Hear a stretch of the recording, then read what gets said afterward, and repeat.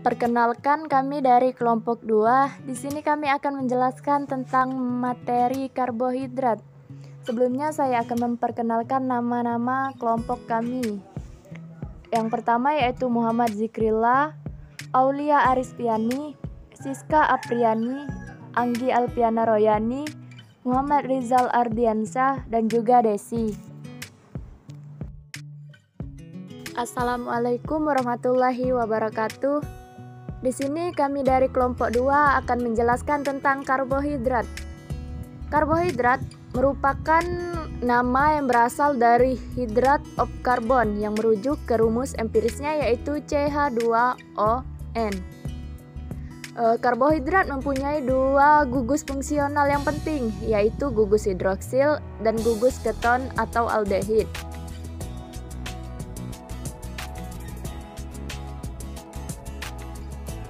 Karbohidrat sendiri diklasifikasikan berdasarkan monosakarida, disakarida, oligosakarida, dan juga poligosakarida. Monosakarida sendiri merupakan karbohidrat yang paling sederhana dan tidak dapat dihidrolisis. Kemudian disakarida merupakan karbohidrat yang lanjut mengandung dua satuan. Selanjutnya yaitu oligosakarida, yaitu karbohidrat yang jika dihidrolisis menghasilkan 3-10 satuan. Dan poligosakarida yaitu karbohidrat yang jika dihidrolisis menghasilkan banyak satuan monosakarida. Selanjutnya yaitu macam-macam monosakarida. Monosakarida memiliki dua macam, yaitu aldosa dan juga ketosa.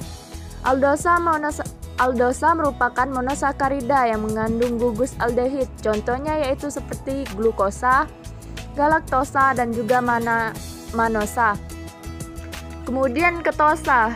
Ketosa yaitu monosakarida yang mengandung gugus keton. Contohnya yaitu seperti fruktosa.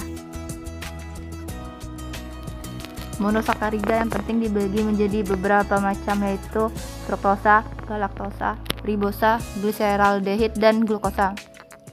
Fruktosa merupakan gula yang berbeda dengan gula yang lain karena merupakan ketohektosa. Galaktosa merupakan gula yang tidak ditemukan tersendiri pada sistem biologis, namun merupakan bagian dari disakarida laktosa. Ribosa merupakan penyusun kerangka DNA. Gliseraldehid merupakan karbohidrat yang hanya memiliki 3 atom karbon berupa aldehid sehingga dinamakan aldotriosa. Glukosa merupakan aldoheksosa yang sering kita sebut sebagai dextrosa, gula anggur ataupun gula darah. Sifat fisika yang dimiliki monosakarida yaitu 1.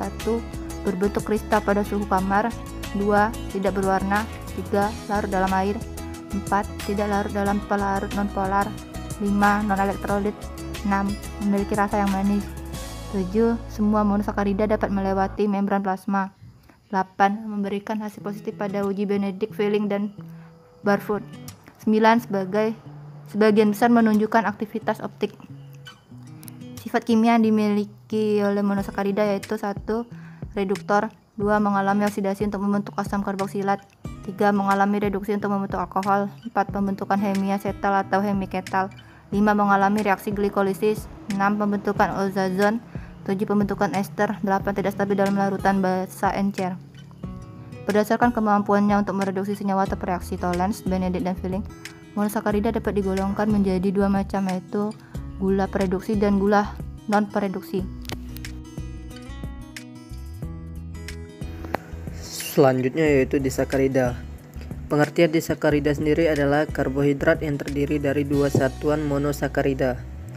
Dua monosakarida dihubungkan dengan ikatan glikosidik antara C anomerik dari satu unit monosakarida dengan gugus min OH dari unit monosakarida yang lainnya. Selanjutnya itu ada jenis disakarida. Jenisnya ini terbagi menjadi dua, yaitu tanpa gugus hemiacetal bebas, yaitu jenis ini dapat dibentuk dengan reaksi dua glikosidik gugus hidroksi dengan gugus yang lainnya yang disebut dengan glikosil glikosida. Jenis ini sering disebut sebagai disakarida non-reduktor. Contohnya yaitu sukrosa. Kemudian ada dengan gugus hemisetal bebas. Jenis ini merupakan senyawa dengan satu unit glikolisil, dapat digantikan dengan atom hidrogen dari gugus hidroksi dari unit lainnya yang disebut glikolisil glikosa. Nama lain jenis ini adalah disakarida reduktor. Kemudian ada sukrosa, di mana hidrolisis sukrosa menghasilkan glukosa dan fruktosa. Sukrosa bukan gula pereduksi dalam larutan air, karena sukrosa tidak memiliki gugus aldehid. Dibuktikan dengan tidak bereaksinya atau mereduksi dengan reaksi Pelling, Benedict, dan Tolen. Selanjutnya itu ada maltosa, di mana maltosa atau gula gandum tidak terdapat bebas di alam, melainkan diperoleh dari hasil hidrolisis amilum dengan katalis diastase atau hasil hidrolisis glikogen dengan katalis amilase. Selanjutnya ada hidrolisis maltosa, akan menghasilkan dua satuan glukosa dengan menggunakan katalis enzim maltase atau katalis asam. Dan selanjutnya ada laktosa. Laktosa sendiri atau gula susu terdapat dalam air susu. Nasi mengandung 5-8% laktosa, sedangkan sapi mengandung 4-6% laktosa. Hidrolisis laktosa dengan katalis enzim laktase akan menghasilkan glukosa dan laktosa. Oligosakarida. Oligosakarida ini tidak berada dalam keadaan bebas, tetapi sering berikatan dengan molekul non-gula seperti lipid membentuk glikolipid. Protein membentuk glikoprotein, yang keduanya mempunyai fungsi pengatur. Glikoprotein dan glikolipid adalah glikokonjugates. Oligosakarida yang tidak terikat dengan molekul lain adalah fruktoligosacharid atau FOS dan galaktoligosacharid atau GOS. FOS dan GOS merupakan oligosakarida yang di dalam pangan dikelompokkan sebagai prebiotik. Fisika dan sifat kimia dalam oligosakarida yaitu sifat fisika. Yang pertama, berbentuk kristal. Kedua, larut dalam air. Ketiga, memiliki rasa manis. Keempat, mempunyai sifat mutarotasi. Kelima, memberikan hasil positif pada uji Selivanov atau sukrosa. Keenam, sebagian memberikan hasil positif pada uji reaksi Benedict dan Pelling. Sifat kimia. Pertama, mengalami reaksi hidrolisis. Kedua, sebagian bersifat pereduksi, contoh maltosa, laktosa, dan lain-lain. Ketiga, sebagian bersifat non-pereduksi, contoh sukrosa, dan lain-lain. Dan yang keempat, sebagian besar terikat dengan protein membentuk glikoprotein. Baiklah, selanjutnya saya akan menjelaskan tentang polisakarida. Polisakarida merupakan karbohidrat yang mengandung banyak monosakarida dan mempunyai berat molekul yang besar. Polisakarida akan menghasilkan monosakarida apabila polisakarida terhidrolisis secara sempurna. Monosakarida dapat dihubungkan dengan dua cara, yang pertama dengan cara linear dan kedua dengan cara bercabang.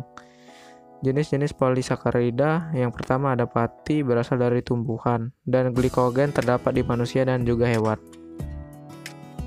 Selanjutnya ada sifat fisika dan sifat kimia dari polisakarida. Yang pertama, sifat fisika yaitu berwarna putih. Yang kedua, tidak berbentuk kristal. Ketiga, tidak mempunyai rasa manis. Keempat, berat molekulnya bervariasi dari beberapa ribu hingga lebih dari 1 juta. Yang kelima, tidak larut dalam air karena membentuk suspensi dan kolloid tetapi bukan larutan. Yang ketujuh, memberikan hasil positif pada uji metode iodin. Kemudian ada sifat kimia dari polisakarida. Yang pertama, tidak mempunyai sifat mereduksi. Yang kedua, mengalami hidrolisis. Ketiga, pati direaksikan dengan iodium membentuk ikatan kompleks. Keempat, tidak bereaksi dengan reaksi Benedict dan Pelling. Yang terakhir, tidak dapat membentuk osazon. Apa fungsi karbohidrat bagi ikan? Karbohidrat merupakan salah satu makronutrien dan menjadi sumber energi utama pada manusia dan hewan darat. Namun, pada ikan, tingkat pemanfaatan karbohidrat dalam pakan umumnya rendah, pada khususnya hewan karnivora. Karena pada ikan sumber energi utamanya ialah protein. Peranan karbohidrat dalam pakan ikan sangat penting bagi kehidupan dan pertumbuhan ikan.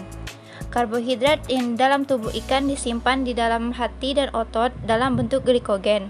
Karbohidrat ini berfungsi sebagai cadangan energi. Karbohidrat adalah sumber energi yang murah dan dapat menggantikan protein yang mahal sebagai sumber energi.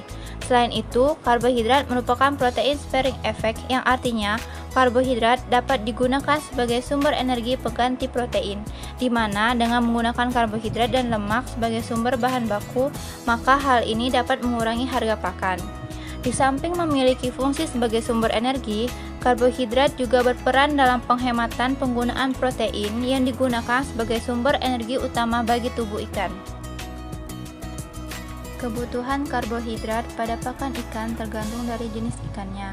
Kadar karbohidrat untuk ikan omnivora antara 20-40%, untuk ikan karnivora antara 10-20%, sedangkan kadar karbohidrat untuk ikan di darat tropis antara 25-40%. Kemampuan setiap jenis ikan dalam memanfaatkan karbohidrat berbeda-beda, dikarenakan perbedaan aktivitas enzim yang mencerna karbohidrat atau enzim amilase pada jenis ikan tersebut.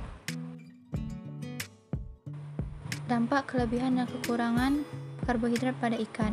Yang pertama ialah obesitas yang disebabkan karena kelebihan karbohidrat yang dapat menyebabkan penimbunan lemak di hati dan organ lainnya. Yang kedua ialah keracunan, biasanya disebabkan oleh penimbunan lumpur dan sisa pakan yang banyak tersisa, terutama pakan yang banyak mengandung protein dan karbohidrat yang tinggi di dasar kolam, serta banyaknya feses sehingga memburuknya kondisi kualitas air lingkungan kolam tersebut. Karbohidrat ini juga harus tersedia dalam pakan ikan, sebab jika karbohidrat tidak cukup tersedia, maka nutrien yang lain seperti protein dan lemak akan dimetabolisme untuk dijadikan energi sehingga pertumbuhan ikan akan menjadi lambat. Baiklah, itu saja materi yang dapat kami sampaikan. Lebih dan kurangnya kami mohon maaf. Dan terima kasih telah menonton video kami. Semoga bermanfaat.